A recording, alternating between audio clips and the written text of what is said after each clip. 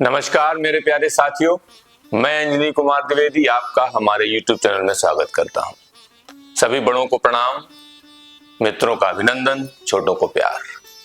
गणेश चतुर्थी की आप सबको ढेर सारी शुभकामनाएं। भगवान गणपति आपके घर पर स्वयं आए, आप पर अपनी कृपा रखें और आपको जीवन में आने वाली चुनौतियों के लिए बेहतर तैयार करें। हम रश्मि रथी के 4 सर्ग कंप्लीट कर चुके हैं। आज से 5वें सर्ग की शुरुआत है।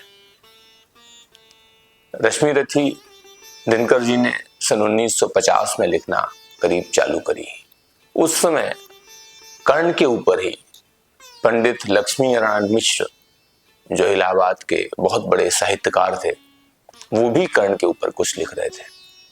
दिनकर जी ने जब तक ये काव्य कंप्लीट किया, पूरा किया, तब तक कर्ण पर काफी और काव्य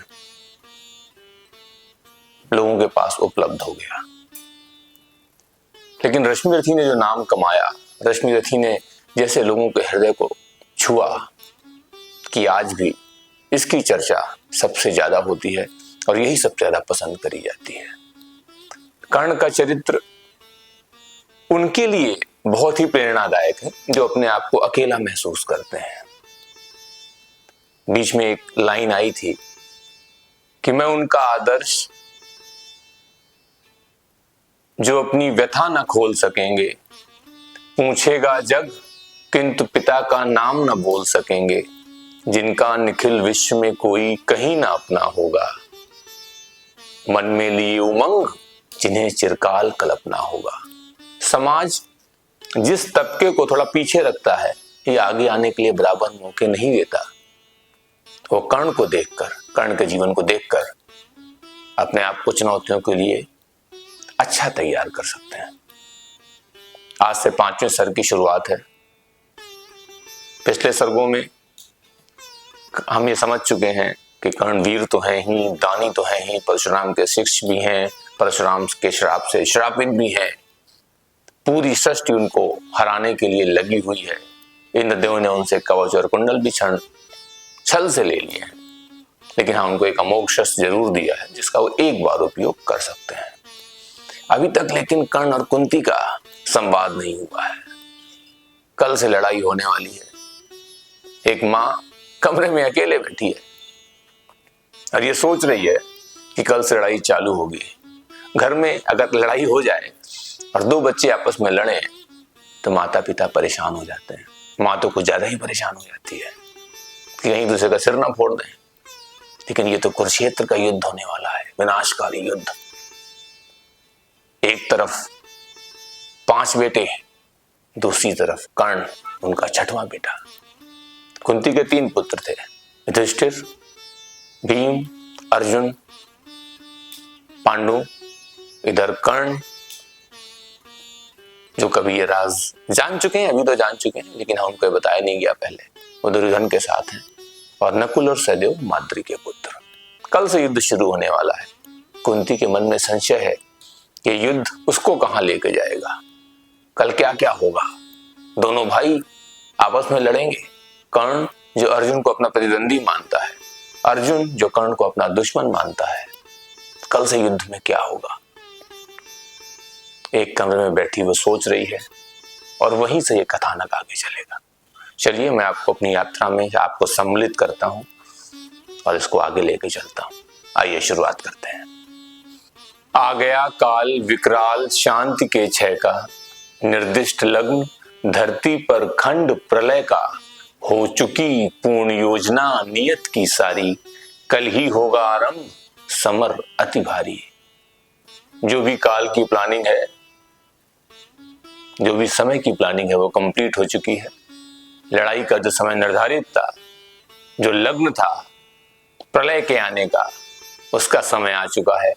योजनाएं कंप्लीट हो चुकी हैं और कल से ही लड़ाई शुरू होने वाली है। कल जैसे ही पहली मरीच फूटेगी, पहली सूर्य की किरण आएगी। कल जैसे ही पहली मरीच फूटेगी, रण में शर पर चढ़ महामृत्यु टूटेगी। संघार मचेगा, तिमिर घोर छाएगा, सारा समाज द्रग वंचित हो जाएगा। कल जैसे ही पहली किरण फूटेगी, लड़ाई के बीच तीरों से चल के महामृत्यु टूटेगी, संघार मचेगा, यहां वहां सिर कटेंगे, लोग मरेंगे, अंधेरा छा जाएगा, तिमिर घोर छाएगा, सारा समाज दृग वंचित हो जाएगा। और लोग इतना कष्टदायक दृश्य कैसे देखेंगे, उनकी आंखें ही फूट जाएंगी।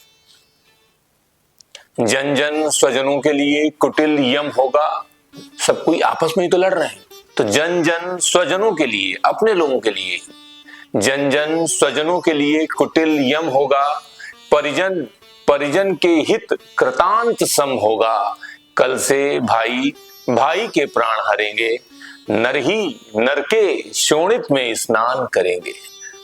कल से लोग अपने लोगों को ही मारना चालू करेंगे, अपने परिवार वालों के लिए वो कृतांत की तरह हो जाएंगे। कृतांत मतलब अंत करने वाला, तो परिजन परिजन के हित कृतांत सम होगा। भाई भाई के प्राण हरेंगे, भाई भाई को मारने लगेंगे, और इंसान दूसरे इंसान के खून में नहाने लगेंगे। कल से भाई भाई के प्राण हरेंगे, नर ही नर के शोणित में स्नान करेंगे। सुध बुध खो बैठी हुई समर चिंतन में, कुंती व्याकुल हो उठी सोच कुछ मन में, हे राम नहीं क्या यह संयोग हटेगा, सचमुच ही क्या कुंती का हृदय फटेगा। कुंती बैठी हुई सोच रही है कि लड़ाई जो कल से शुरू होने वाली है, इसमें क्या होने वाला है, क्या ये अभी भी नहीं टल सकती, क्या कोई उपाय बाकी है कि लड़ाई टल जाए। और अगर ये लड़ाई हुई तो कुंती के हृदय का फटना तो तय ही है। एक तरफ कर्ण है, दूसरी तरफ पांडव है, तो उसके मन में चिंता चल रही है। एक ही गोद के लाल, एक ही गोद के लाल, कोक के भाई, सत्य ही लड़ेंगे दो और लड़ाई, सत्य ही कर्ण अर्जुन के प्राण हरेगा, अथवा अर्जुन के हाथों स्वयं मरेगा। मेरी ही कोक के बेटे, और क्या ये एक साथ नहीं हो सकते? क्या इनका अलग अलग लड़ना तय ही है? क्या स्वयं कर्ण अपने हाथों से अर्जुन की जान लेगा ही लेगा, या अर्जुन के हाथों स्वयं मर जाएगा? तो सत्य ही कर्ण अर्जुन के प्राण हरेगा, अनुजों के प्राण हरेगा, अथवा अर्जुन के हाथों स्वयं मरेगा। दो में जिसका और फटे, दोनों में जिसका और फटे, फटूंगी मैं ही, जिसकी भी गर्दन कटे कटूंगी मैं ही। पार्थ को कर्ण या पार्थ कर्ण को मारे, बरसेंगे किस पर मुझे छोड़ अंगारे। दोनों में कुछ भी हो, मेरी ही छाती फटनी है। किसी की भी गर्दन कटे, एक मां की ही गर्दन कटनी है। चाहे कर्ण को अर्जुन मार दे और चाहे कर्ण अर्जुन को मार दे, दिक्कत किसको होने वाली है? एक मां को ही होने वाली है। भगवान सुनेगा कथा कौन यह मेरी, समझेगा जग में व्यथा कौन यह मेरी। हे राम निरावृत किए बिना व्रीड़ा को, है कौन हरेगा जो मेरी पीड़ा को। निरावृत, बड़ा अच्छा वर्ड यूज किया है। निरावृत मीन्स जिसको खोलना नहीं, छोड़ देना, और व्रीड़ा मीन्स शर्म को। ये जो कहानी है, अब कुंती को बताना होगा। किसी से भी अगर अपनी रिक्वेस्ट लेके जाएं कि दूसरी तरफ जो लड़ने वाला है वो भी मेरा ही बेटा है, तो क्या क्या बताएंगी वो? कि कर्ण उस समय का पुत्र है जब वो कुमारी थी, जब उनकी शादी नहीं हुई थी। तो उनको अपनी जो शर्म है, क्या वो समय आ गया है खोलने का, कि अपनी शर्म को वो भूल जाएं और उस चीज को सबके सामने रख दें। तो भगवान सुनेगा कथा कौन यह मेरी, समझेगा जग में व्यथा कौन यह मेरी। हे राम निरावृत किए बिना व्रीड़ा को, मुझको शर्मसार करे बगैर। हे राम निरावृत किए बिना व्रीड़ा को, है कौन हरेगा जो मेरी पीड़ा को। गंधारी महिमा में भीष्म गुर्जन है। गंधारी तो बड़ी महिमामय है, आंखों में पट्टी बांध के बैठी है, आदमी को नहीं दिखता, मैं भी नहीं देखूंगी। धृतराष्ट्र तो जन्म से अंधे थे, गंधारी ने आंखों में पट्टी बांध ली। तो गंधारी महिमा में, उन्हें कुछ दिखता भी नहीं है, तो बड़ी महिमा वाली है। तो गांधारी महिमा में भीष्म गुर्जन है, धृतराष्ट्र खिन्न जग से हो रहे विमन है। विमन मीन्स वो दुनिया से ज्यादा खुश नहीं है। गंधारी से बता नहीं सकती, गंधारी महिमा वही है। धृतराष्ट्र से बता के कोई फायदा नहीं है, वो दुनिया से वैसे ही नाराज हैं, दुनिया से वैसे ही अनमन है। तब भी उनसे कहूं, अरे यदि इसके बावजूद मैं उनके पास जाके कह दूं, तब भी उनसे कहूं करेंगे क्या वे, मेरी मणि मेरे हाथ धरेंगे क्या वे।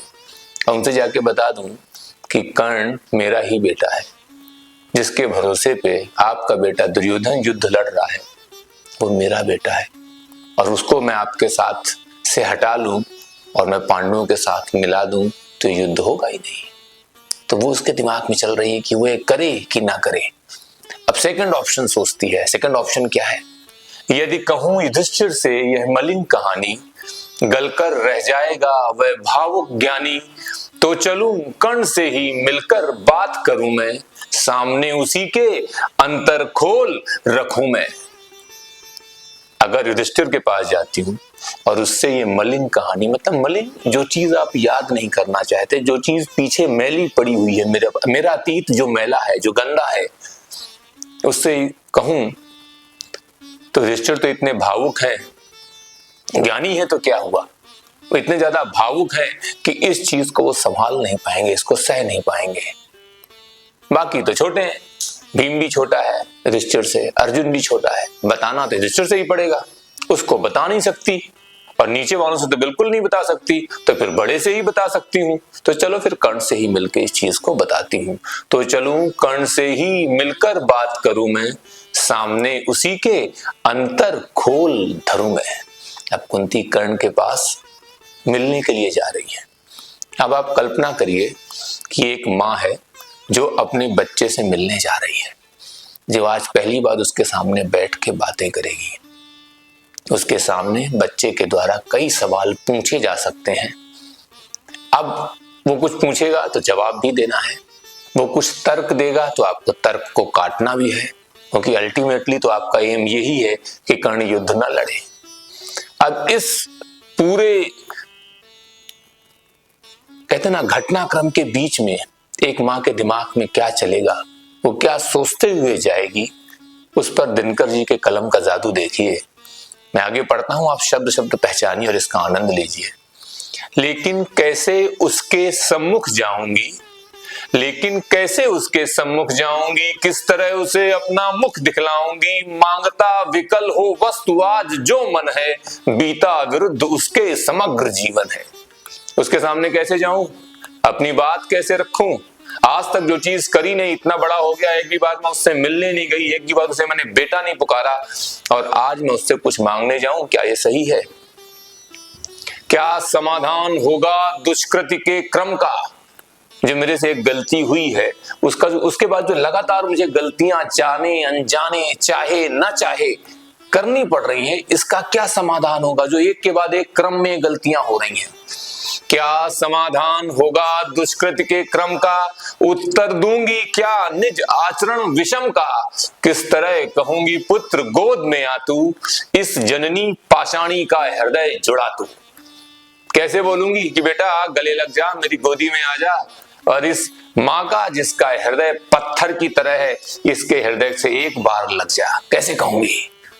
चिंताकुल उलझी हुई मन में, चिंताकुल उलझी हुई व्यथा में मन में, बाहर आई कुंती कर्ण विदुर भवन से, सामने तपन को देख तनिक घबरा कर, सितकेशी संभ्रमयी चली सकुचाकर।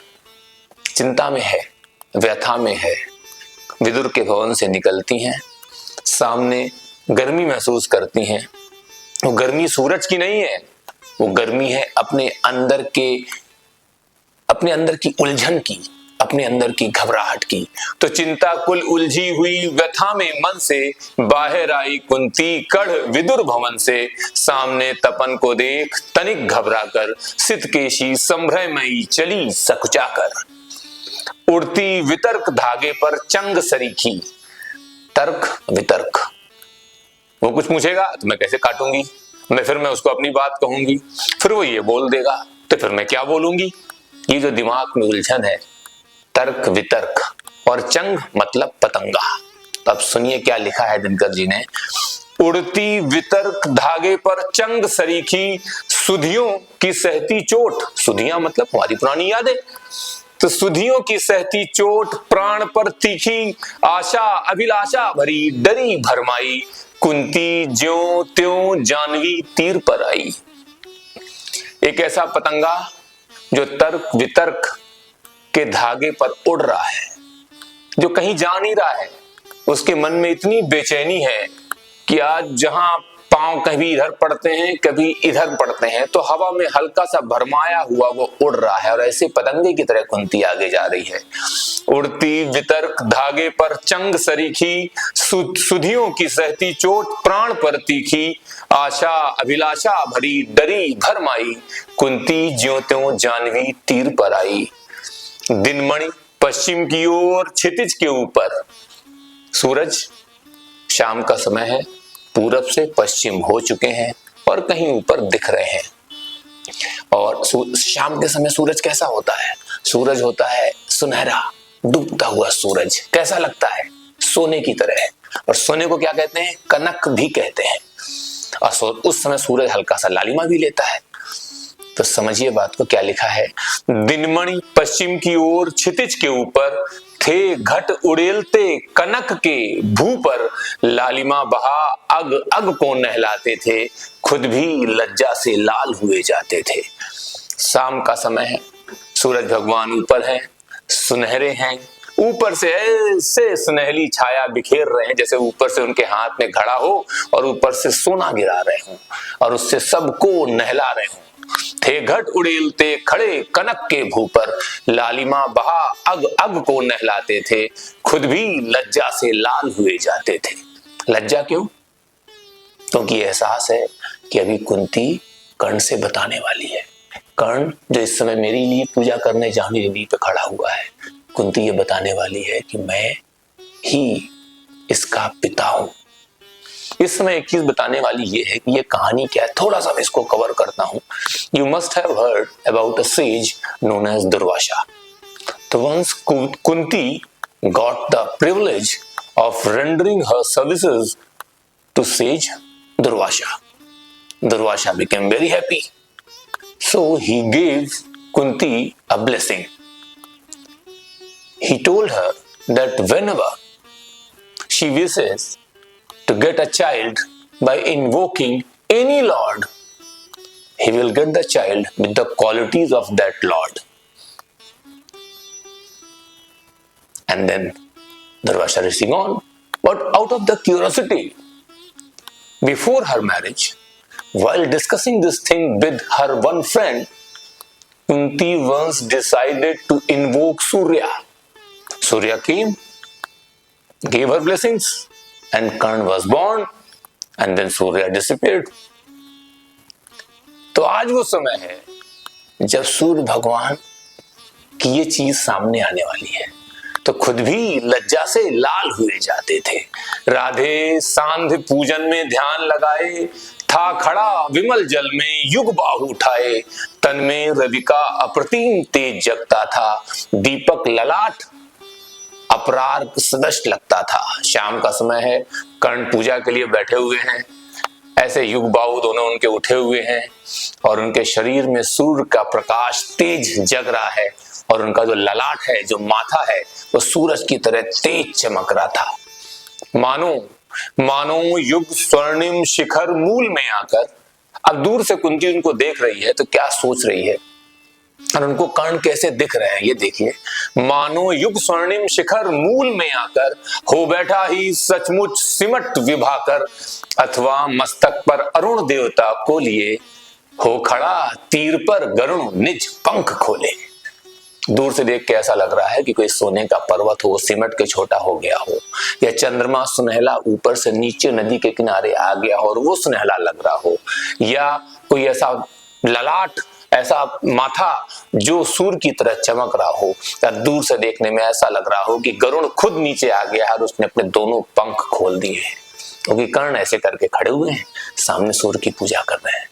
हो खड़ा तीर पर गरुण पंख निज खोले, या दो अर्चियां विशाल पुनीत अनल की। पुनीत पवित्र, अनल मतलब आग, और अर्चियां मीन जब आग जलती है तो लपटें उठती है ना, तो दो लपट।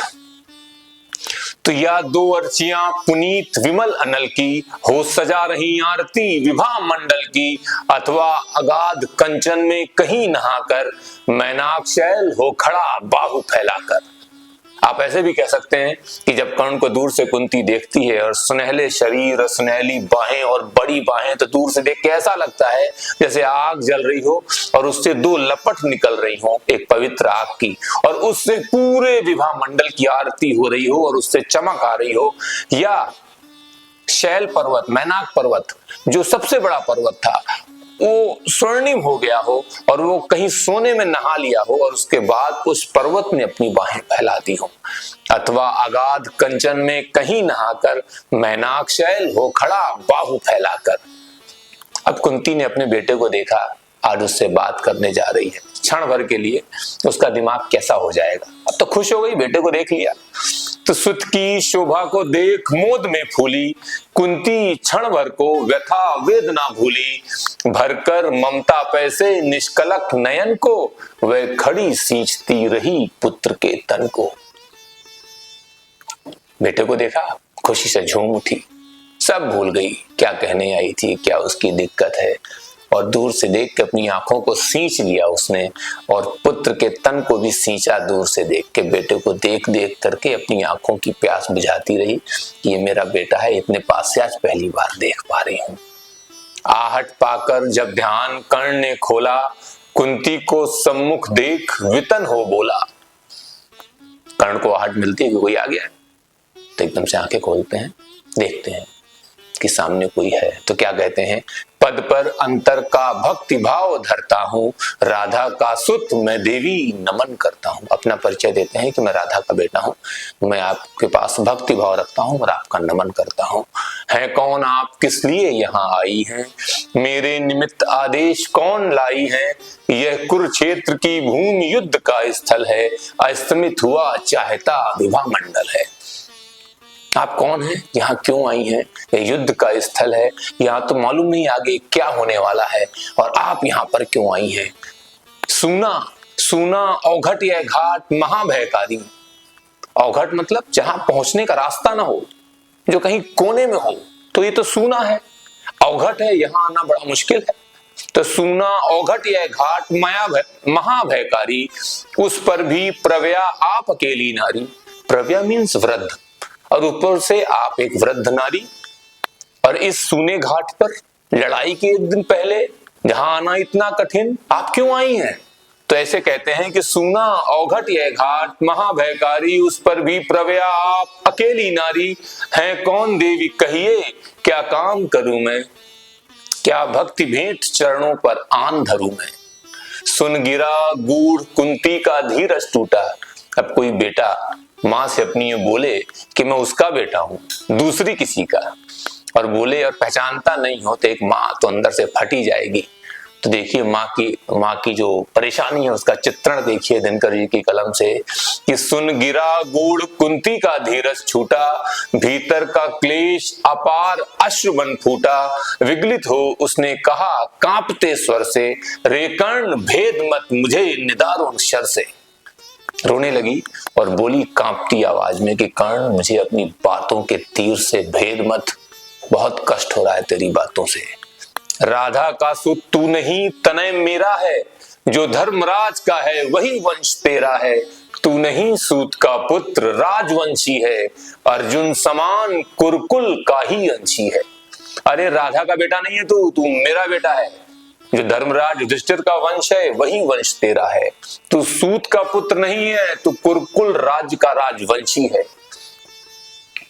जिस तरह 3 पुत्रों को मैंने पाया, जैसे सूर से कर्ण हुए वैसे ही धर्मराज,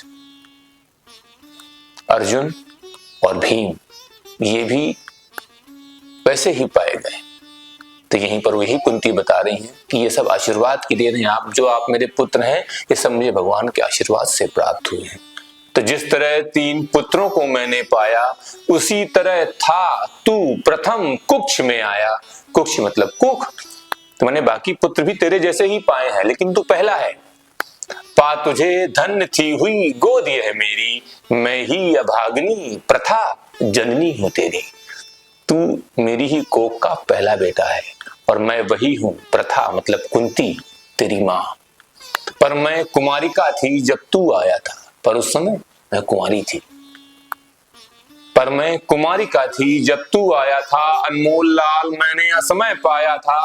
अतएव हाय अपने दुधमहे तनय से, भागना पड़ा मुझे समाज के भय से। और इसीलिए समाज के भय से मुझे भागना पड़ा, तुझे छोड़ना पड़ा। बेटा बेटा धरती पर बड़ी दीन है नारी, अबला होती सचमुच योषिता कुमारी।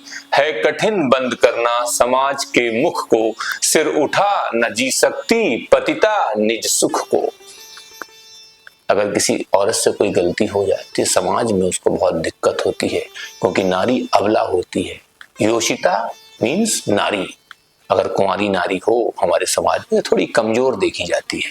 तो अबला होती सचमुच योषिता कुमारी, है कठिन बंद करना समाज के मुख को, सिर उठा न पा सकती पतिता निज सुख को। पतिता मीन्स जिसका चरित्र थोड़ा गिरी निगाह से समाज देखने लगे, तो सिर उठा न पा सकती पतिता निज सुख को।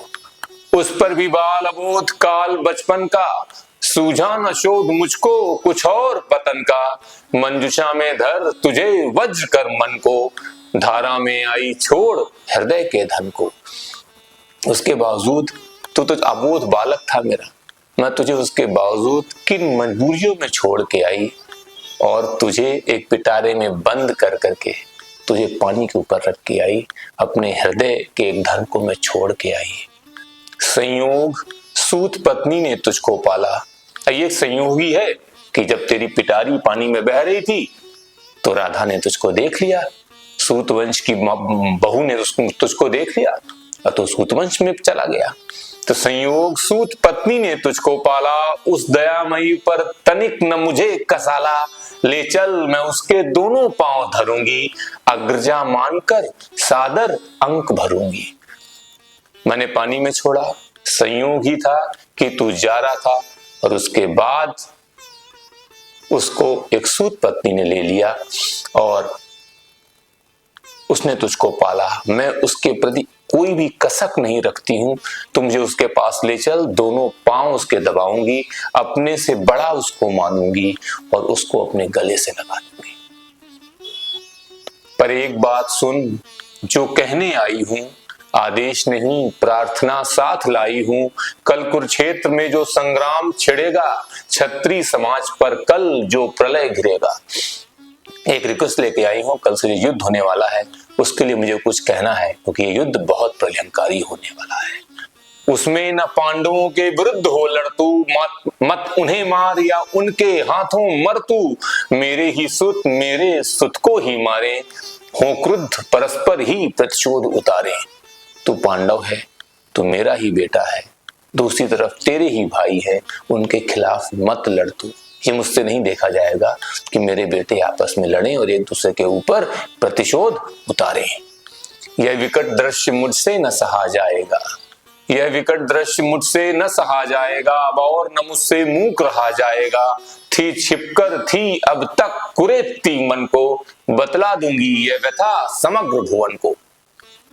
अब कुंती के अंदर वो आ गया है, क्या मुझे किसी की डर नहीं है, जो बोलना है मैं सबको बता दूंगी। अब मैं मूक नहीं रहूंगी, अब अंदर ही अंदर अपने आप को परेशान नहीं करूंगी, जाऊंगी वापस पूरे भवन में बता दूंगी, पूरे राजवंश में बता दूंगी कि कर्ण मेरा बेटा है।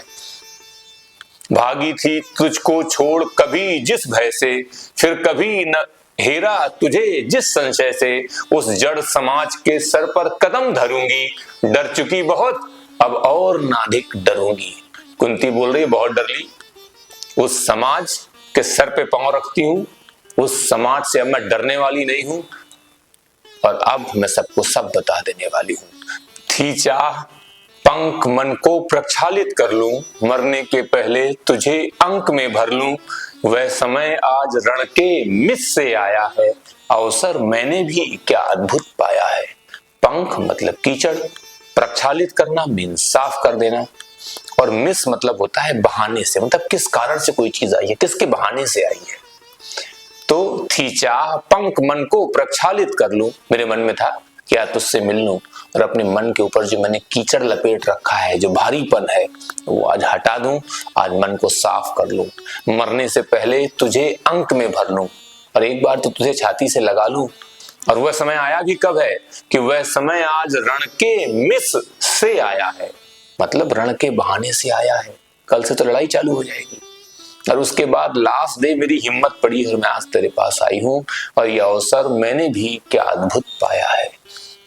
बाजी तो मैं हार चुकी कब को ही, ये लड़ाई तो मैं बहुत पहले हार चुकी हूं, पर आज तेरे सामने आई हूं। बाजी तो मैं हार चुकी कब को ही, लेकिन विरंच निकला कितना निर्मोही, तुझ तक न आज तक आने दिया, तुझ तक न आज तक दिया कभी भी आने, यह गोपन जन्म रहस्य तुझे बतलाने। मैं हार तो कब की हो चुकी हूं, लेकिन विरंच निकला कितना निर्मोही, विरंच मतलब भगवान। तो बाजी तो मैं हार चुकी कब को ही, लेकिन विरंच निकला कितना निर्मोही, तुझ तक न आज तक दिया कभी भी आने, यह गोपन जन्म रहस्य तुझे बतलाने। पर पुत्र सोच अन्यथा न तू कुछ मन में, लेकिन बेटा अब मेरी बातें सुनने के बाद कुछ उल्टा सीधा दिमाग में सोचो मत। पर पुत्र सोच अन्यथा न तू कुछ मन में, यह भी होता है कभी कभी जीवन में, अब दौड़ वत्स गोदी में वापस आ तू, आ गया निकट विध्वंस न देर लगा तू। अब बेटा कुछ सोच मत, जल्दी से मेरी छाती से आगे लग जा, क्योंकि ये विध्वंस आने वाला है, इसको रोकना है, जल्दी से तू मेरे पास आ जा। जा भूल द्वेष के जहर, भूल जा इस लड़ाई के जहर को, जा भूल द्वेष के जहर क्रोध के विष को, रे कर्ण समर में अब मारेगा किसको, पांचों पांडव हैं अनुज बड़ा तू ही है, अग्रज बन रक्षा हेतु खड़ा तू ही है। अग्रज मीन्स बड़ा भाई, और हमारे समाज में बड़े भाई को पिता के समान माना जाता है, और उसके ऊपर जिम्मेदारी होती है कि वो अपने सभी छोटे भाइयों की रक्षा करे और कठिन समय में वो आगे आके खड़ा हो। तो जा भूल द्वेष के जहर क्रोध के विष को, रे कर्ण समर में अब मारेगा किसको, पांचों पांडव हैं अनुज, तेरे छोटे भाई हैं, पांचों पांडव हैं अनुज बड़ा तू ही है, अग्रज बन रक्षा हेतु खड़ा तू ही है। तेरा काम तो उनकी रक्षा करना है, तू आगे निकल, उनकी रक्षा हेतु खड़ा हो। नेता बन कर में सूत्र समर का ले तू, आगे निकल, आगे बढ़, लड़ाई का नेता बन, लीडर बन, और हाथ में लड़ाई को संभाल। तो नेता बन कर में सूत्र समर का ले तू, अनुजों पर छत्र विशाल बाहु का दे तू, संग्राम जीत कर प्राप्त विजय अति भारी, जय मुकुट पहन फिर भोग संपदा सारी। कौरवों को छोड़, नेता बन, पांडवों से मिल, बड़े भाई की तरह आगे आके लड़, पूरी लड़ाई अकेले लड़, सब भाइयों को साथ ले, जीत, उसके बाद जय मुकुट पहन, और उसके बाद राजा बनने के बाद पूरी संपदा का सुख ले। कहीं ना कहीं कर्ण को फिर लालच दिया गया, आज उसकी मां ने उसे लालच दिया है, जय मुकुट पहन फिर भोग संपदा सारी।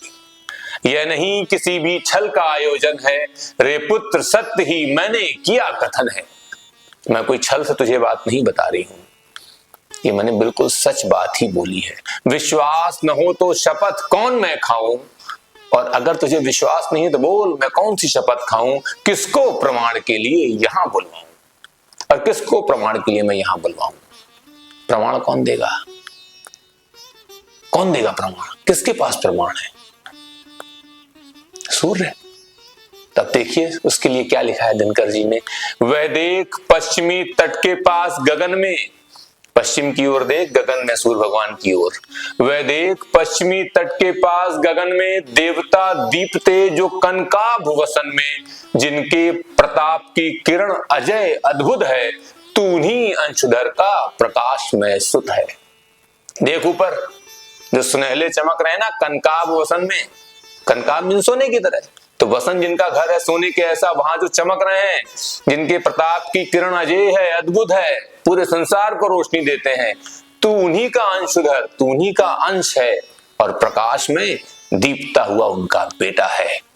ये बताने के बाद रुख प्रथा पोंछने लगी अश्रु अंचल से, इसके बाद कुंती अपने आंसू पोंछने लगती हैं। तो रुख प्रथा पोंछने लगी अश्रु अंचल से, इतने में आई गिरा गगन मंडल से। जब कुंती अपने आंसुओं को पोंछने लगती हैं, उसी बीच में ऊपर से आवाज गिरती है, कुंती का सारा कथन सत्य कर जानो, मां की आज्ञा बेटा अवश्य तुम मानो। सूर्य भगवान ऊपर से बोलते हैं कि माँ ने जो बोला है वो सच है और जो माँ बोल रही है इस बात को तुम समझो और इसका पालन करो। यह कह दिनेश चट गए उतर अंबर से, दिनेश में सूर्य भगवान, यह कह दिनेश चट उतर गए अंबर से, हो गए तिरोहित मिलकर किसी लहर से, मानो कुंती का भार भयानक पाकर वे चले गए दायित्व छोड़ घबरा कर। मतलब सूर्य भगवान एकदम से उतर के गायब हो गए, अंबर में दिखने बंद हो गए तिरोहित मिलकर किसी लहर से, या तो वो किसी लहर के साथ मिलकर के गायब हो गए, मानो कुंती का भार अचानक पाकर। अब कुंती का ये जो भार है, अब कुंती इस मुसीबत में है, उनका साथ देना पड़े तो उससे घबरा गए कि यार मैं निकल चलता हूं यहां से। तो मानो कुंती का भार भयानक पाकर वे चले गए दायित्व छोड़ घबरा कर। कुंती ने अपनी बात पूरी कह दी। कुंती के प्रमाण के लिए स्वयं सूर्य देवता ने भी ऊपर से आवाज दे दी। सूर्य भगवान घबरा कर चले भी गए। कर्ण ने सब सुन भी लिया। अब कर्ण को अपनी बात रखनी है। अब एक बेटा अपनी माँ से बात रखेगा। यह हिस्सा हम अगले उसमें कवर करेंगे, वरना वीडियोस काफी लंबे हो जाते हैं और हमेशा हमारे पास इतना समय नहीं होता कि हम उसको देख पाए। तो फिर आगे मिलेंगे।